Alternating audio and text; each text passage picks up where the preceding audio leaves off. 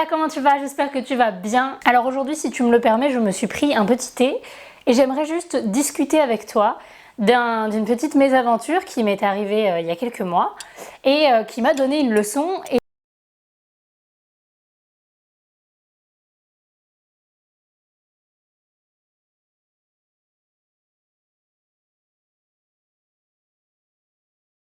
Alors j'ai déjà fait toute une vidéo sur le contrat photo, sur comment le faire, etc. Et j'ai parlé brièvement de pourquoi c'est important d'en faire un. Je te mettrai d'ailleurs cette vidéo à la fin de celle-ci et en barre d'infos. Et pourtant, malgré ça, parce que personne n'est parfait, j'ai quand même commis l'erreur de ne pas faire un contrat photo pour un de mes shoots.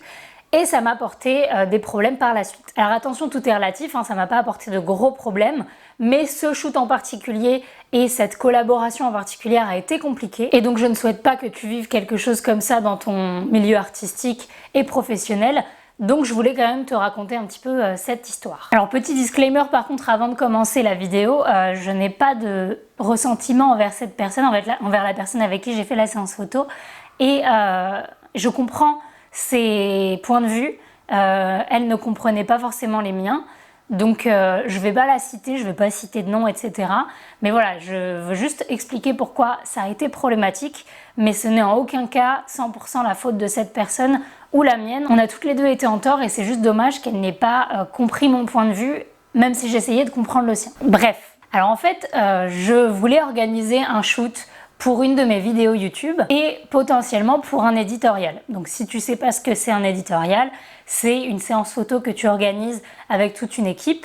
En général, même 90% du temps, c'est des collaborations et tout le monde travaille pour faire ce shoot que tu soumets ensuite à des magazines pour être publié par la suite. Donc bref, donc le but c'était de faire une vidéo backstage d'un shoot et ensuite d'utiliser les photos pour les envoyer à des magazines et potentiellement être publiées. Donc comme c'était un shoot qui était relativement rapide à faire, c'est-à-dire que j'avais que quelques jours pour le faire, parce que les vidéos je les sors toutes les semaines, il n'y avait pas énormément de temps pour se préparer, donc j'ai trouvé quelques modèles, j'ai fait le tri et j'ai choisi celle qui habitait le plus proche de chez moi et dont le profil me correspondait. Parce que comme ça, c'était pas trop compliqué non plus pour elle de venir, parce que ça m'embête toujours quand c'est des collaborations et des projets non rémunérés pour tout le monde, de faire venir quelqu'un de loin, de lui faire des frais.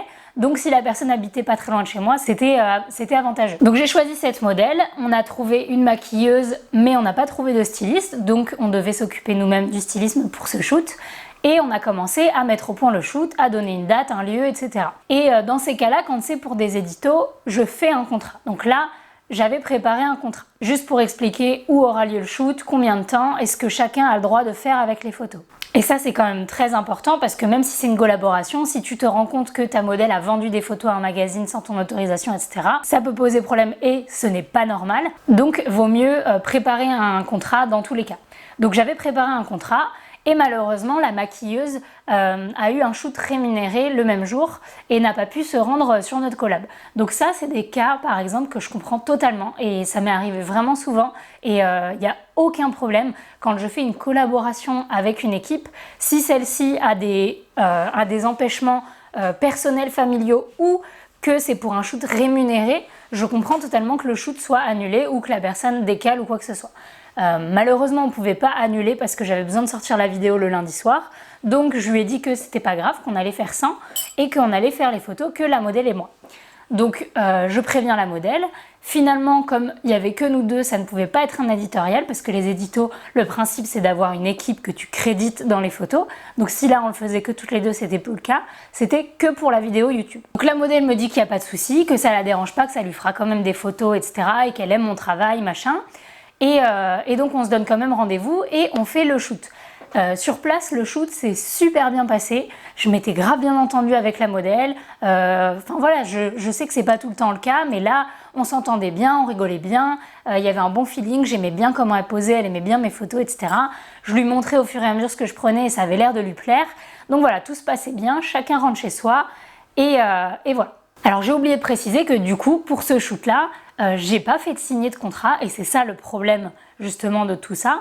J'ai pas fait signer de contrat parce que finalement ça allait être que elle et moi pour ma vidéo YouTube et que les clauses que j'avais préparées pour mon shoot éditorial ne fonctionnaient plus, etc.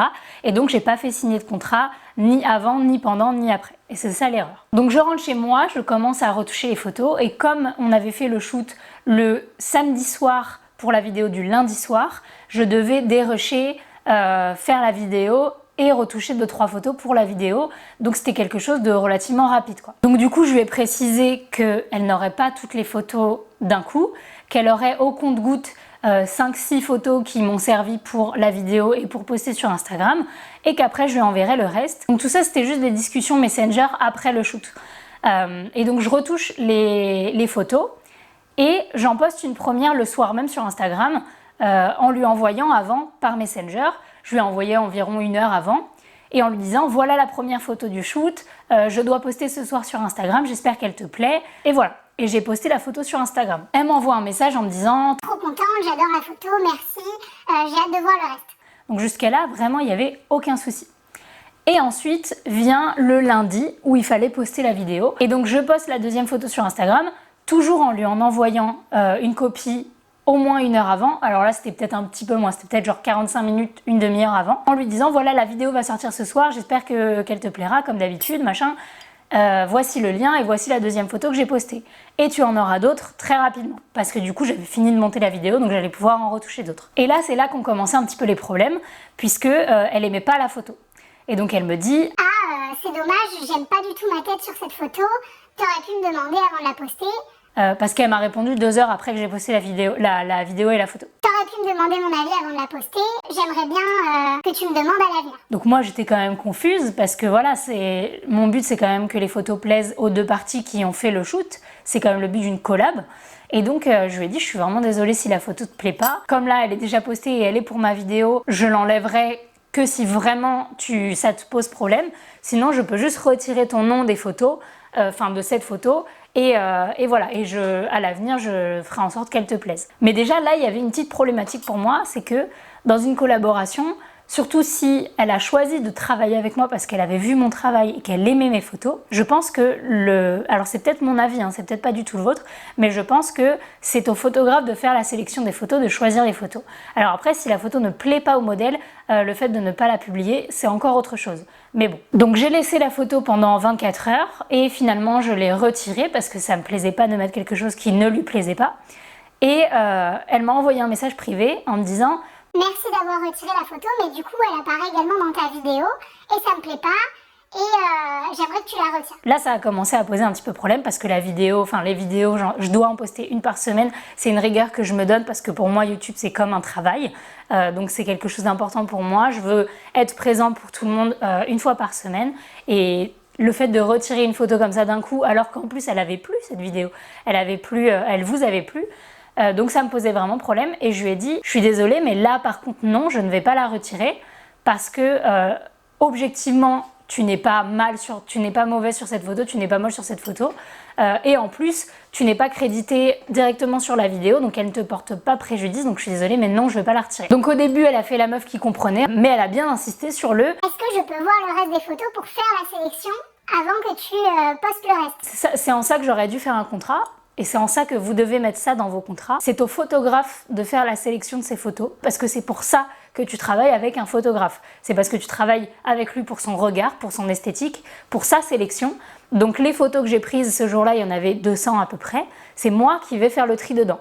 Après, si tu veux choisir lesquelles sont tes préférées pour toi les poster, il n'y a pas de souci. Et si tu veux en choisir certaines que moi j'aurais pas choisies pour que tu les postes, pourquoi pas si elles me plaisent aussi, mais c'est pas au modèle de faire sa sélection sur un shoot. Ça ne l'a jamais été et je vois pas pourquoi ça le serait. Donc là je lui ai dit non, je ne te ferai pas voir les photos non retouchées, c'est à moi de faire la sélection, c'est pour ça que tu as voulu travailler avec moi, c'est parce que avant qu'on travaille ensemble, tu as regardé mon book et tu l'as aimé, donc fais-moi confiance sur le fait que je choisirai des bonnes photos. Et comme on a eu le problème avant, je te les envoie avant et si toutefois elles ne te plaisent pas, je les poste pas. Et donc la 3e photo que j'avais retouchée, je lui ai envoyée 2 jours avant de la poster. C'était une de mes photos préférées du shoot et honnêtement une de mes photos préférées de cette année. Donc je suis très déçue de ce qui s'est passé. Et j'ai reçu sa réponse 2 jours après en disant non mais ça va vraiment pas le faire, je comprends pas pourquoi tu fais ce genre de choix, j'aimerais que tu retires cette photo. Et je lui ai dit attends, calme-toi, j'ai pas posté la photo, je te l'ai juste envoyée pour avoir ton avis, mais qu'est-ce qui va pas dans la photo? Et elle dit, bah, j'aime pas ma tête, j'aime pas ma pose, je trouve que c'est pas la mieux de ce qu'il y aurait pu avoir. J'aimerais que tu retires toutes les photos qu'on a fait ensemble. Et du coup, parce que ça commençait à être vraiment très problématique avec cette personne, je lui ai dit, écoute, je pense qu'on n'a pas la même vision d'une séance photo et d'une collaboration. Pour moi, c'est à moi de faire la sélection, à toi de la valider, pas autrement. Donc ce qu'on va faire, c'est que je vais arrêter de prendre mon temps et mon énergie pour retoucher tes photos. Je vais pas te les envoyer, désolée, mais on va arrêter là. Et donc du coup, j'ai supprimé la vidéo YouTube, les shoots, les photos que j'avais postées sur mon site, sur mon Instagram et tout. J'ai tout supprimé. Et donc là, je pensais que tout était terminé, que cette personne allait juste passer à autre chose et que moi aussi, et voilà, c'était un shoot qui s'est mal passé et c'est tant pis. Mais le gros problème, c'est que quelques semaines après, j'ai vu les 3 photos que j'avais publiées sur son site et sur son Instagram, dont celle qu'elle m'avait expressément demandé de supprimer. Et donc là, je lui ai envoyé un message en lui disant « Cocotte, t'es gentille, mais si moi je dois supprimer les photos, tu ne peux pas les utiliser non plus. » Moi, je suis partie du principe que c'était pas grave qu'on n'utilisait pas les photos, mais c'est très inapproprié de ta part de les utiliser et en plus de ne pas me créditer, de ne pas me prévenir que tu l'as fait. Et elle a commencé à me dire « Oui, mais de toute façon, moi je sais pas ce que tu peux faire, je sais pas ce que tu vas faire puisqu'on n'a pas signé de contrat, donc je fais ce que je veux avec les photos. Si tu veux, tu peux les réutiliser, mais pas la peine de me créditer et tout. » Et là, c'est juste non pour moi, c'est juste un non parce qu'à partir du moment où on a pris une décision parce que j'ai une collaboration difficile avec quelqu'un, je vais pas en plus lui donner l'autorisation derrière d'utiliser les photos pour se faire un bon profil, pour se faire un bon book, etc. Donc heureusement, j'avais pris des captures d'écran de la conversation. Je lui ai envoyé en disant, même si on n'a pas de contrat, j'ai quand même ta demande écrite de ne pas utiliser les photos. J'ai ton accord sur le fait que tu voulais qu'on travaille ensemble, etc. Donc, si tu vas plus loin, j'irai plus loin juridiquement et ça va poser problème. Et là, j'ai juste vu qu'elle avait supprimé les photos, qu'elle m'avait banni de tous les réseaux sociaux et elle ne m'a plus jamais parlé. Tout ça pour dire que c'est très important de faire un contrat, quels que soient les shoots que vous allez faire. Si c'est des shoots collaboration, si c'est des petits shoots que vous faites au black, si c'est des shoots avec de la famille ou des gens que vous connaissez, ayez toujours un contrat, un accord écrit, quelque chose pour prouver ce que vous dites, si toutefois ça doit aller jusqu'à des litiges ou des problèmes juridiques. Du coup, si tu veux créer ton contrat photo, si tu sais pas trop quoi mettre dedans, que tu as peur d'oublier des choses, etc., je t'invite à regarder la vidéo que j'ai fait là-dessus. Je te la mets en barre d'infos et à la fin de la vidéo. Et j'espère quand même que ça t'aura plu et je te dis à la semaine prochaine. Bisous!